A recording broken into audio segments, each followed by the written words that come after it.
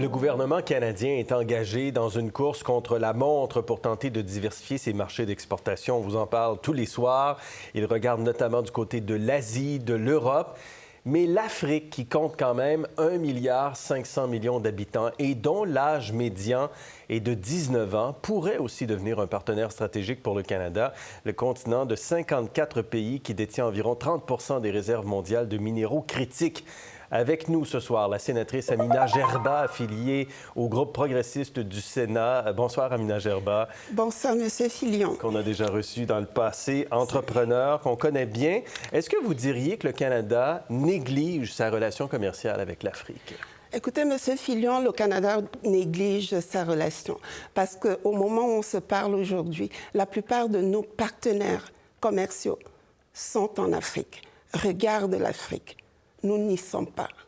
Pourtant, selon les projections, selon un chiffre de l'Observatoire de la francophonie économique, c'est 381 milliards de dollars US que nous perdons au niveau des exportations en Afrique. C'est énorme. Ouais. L'Afrique, comme vous l'avez dit, qui représente 1,5 milliard et en 2050 va représenter 2,5 milliards de consommateurs potentiels. C'est immense. Quand vous entendez le premier ministre Carney parler de l'importance de diversifier les marchés, vous aimeriez l'entendre parler davantage ou ne serait-ce qu'un peu de l'Afrique? Tout à fait, absolument.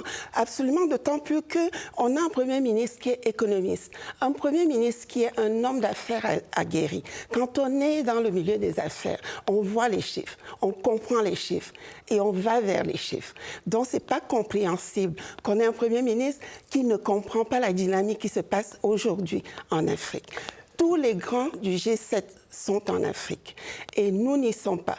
Le Premier ministre a participé récemment au sommet du G20 en Afrique du Sud. Et au sorti de cette rencontre importante, il a déclaré que l'Afrique ne faisait pas partie de ses premières priorités. C'est incompréhensible et nos partenaires ne l'ont pas compris, d'autant plus que le précédent gouvernement a posé des jalons importants, avec 2 rencontres de haut niveau, 2 dialogues de haut niveau avec l'Union africaine. Ces dialogues qui ont donné lieu à la publication d'une stratégie Afrique du Canada, une première, et à la nomination d'un envoyé spécial pour l'Afrique. Est-ce assez? C'était des bons jalons, mais ce n'est pas assez. Et d'ailleurs, le comité permanent des affaires étrangères et du commerce international du Sénat, sur lequel je siège, va plus loin. Il a publié en décembre dernier son premier rapport intitulé « Canada-Afrique, saisir une opportunité stratégique ». Ouais. C'est clair, les 21 recommandations vont dans le même sens. Le Canada doit faire plus. Alors que la Chine est vraiment présente en Afrique. La Chine est présente. La Russie est très présente aussi en Afrique. Quand on regarde le potentiel, il y a une étude de 2020 qui indique, et là, vous l'avez évoqué en dollars américains, quand on met ça en dollars canadiens, vous allez voir dans un instant, et là, on parle d'un potentiel, parce que c'est vraiment des gros chiffres qu'on voit à l'écran présentement. Actuellement, les relations commerciales, c'est 15 milliards de dollars canadiens. Pour arriver à 600, 700, 800 milliards d'échanges commerciaux, tout est à faire, dans le fond, Amina Gerba. Moins d'1%, c'est ça, nos échanges avec l'Afrique. C'est ridicule. Ce potentiel dont j'ai parlé tout à l'heure, on peut l'atteindre. On peut l'atteindre en faisant... En faisant quoi? En faisant beaucoup de choses.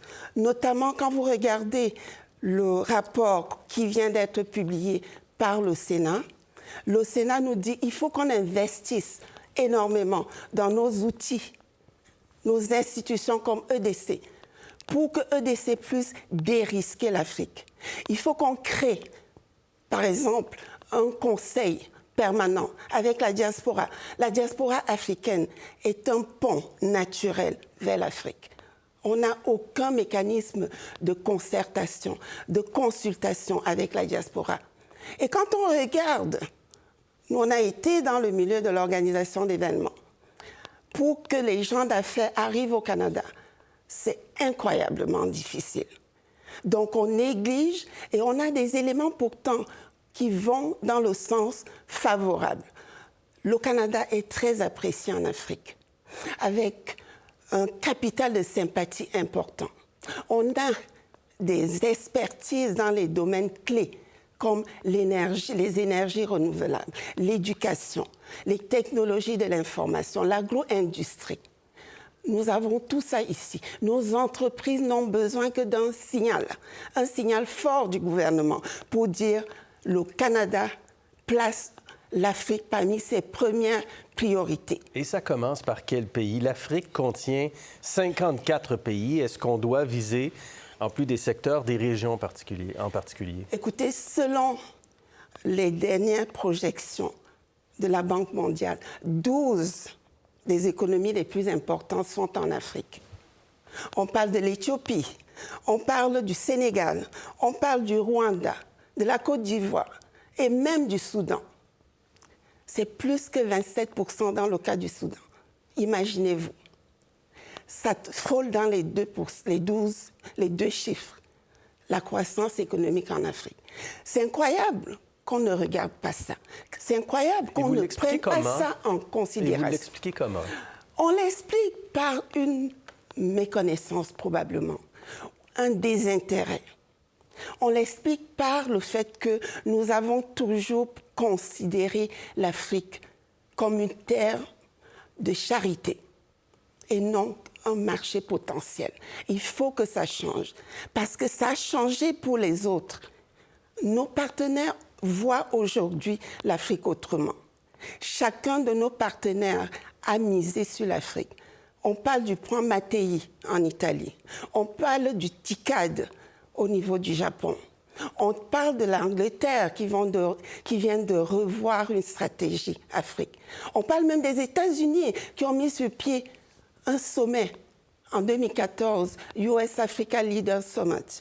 Durant la dernière édition, en 2022, ils ont annoncé 55 milliards. Bon, on se demande si le gouvernement actuel va poursuivre, mais ça montre à quel point c'est important aujourd'hui d'être présent. Voilà votre appel. Amina Gerba, on verra ce qu'en dira le premier ministre Carney. Merci beaucoup, Mme Gerba. Merci à vous, M. Filion.